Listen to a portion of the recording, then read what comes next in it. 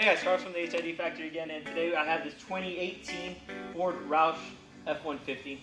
So again, you might have seen our Ram videos or older videos. We can adapt this tailgate bar to any vehicle. As you can see, it's a full LED bar from left to right.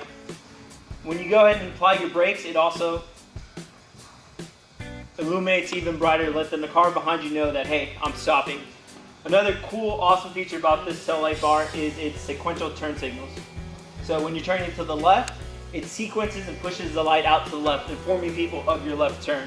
When you go to the right, it does it on this side as well.